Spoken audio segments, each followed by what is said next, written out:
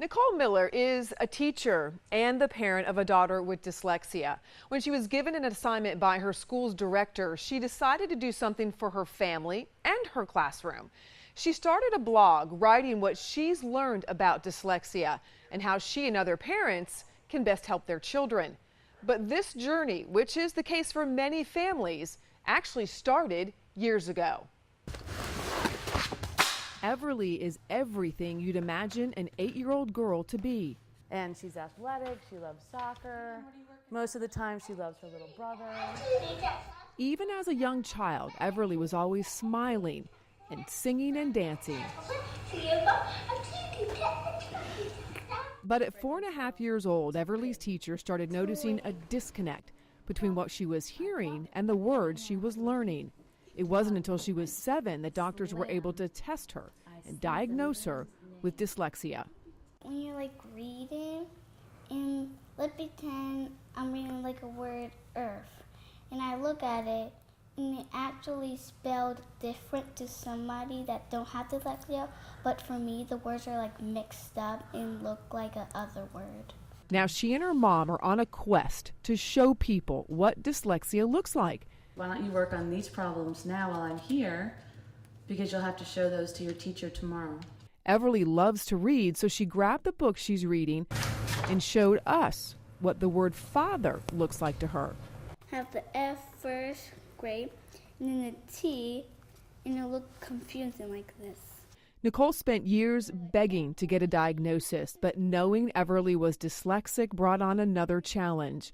The realization that her perfect little girl, up, down, bump the line, climb back up and over, kick, travel away. Can I watch you do that one? may struggle through school, which seems twice as tough for a parent who's also a teacher. But I think the biggest thing for me was just starting to talk about it, because the more I talked about it, and even Everly talked about it, the more confident she became. Club.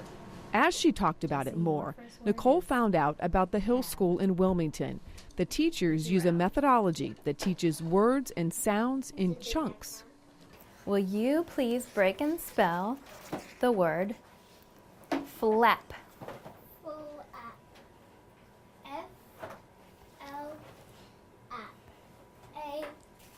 Wonderful. We break and spell words before they do written spelling, so they are front-loaded with the way that they should be breaking and spelling that word in their mind before they write it down. Now that Everly's on track and excelling in school, Nicole decided she could do more. I decided after long deliberation and eliminating shark diving that I was eager to become an advocate for my dyslexic daughter, all her friends, her future friends, and those friends she will never meet. She started a blog called Dyslexia Life, a journey through. After the struggles, questions, and frustration of not knowing where to go for help, this journey has taken a new turn. I just think dyslexia is hard to work with, but once you have it for a long time, then you get used to it a bit. And start getting easier and easier. Walt Disney was dyslexic and he built an empire on a mouse, so I think we have a pretty good shot. Nicole's advice for other parents: if you have concerns about your child's learning abilities, check with their teachers first. Talk with other parents. And for more on Nicole's blog and the Hill School of Wilmington, look for this story on WECT.com or your WECT News app. Reporting in the studio, I'm Kim Ratcliffe.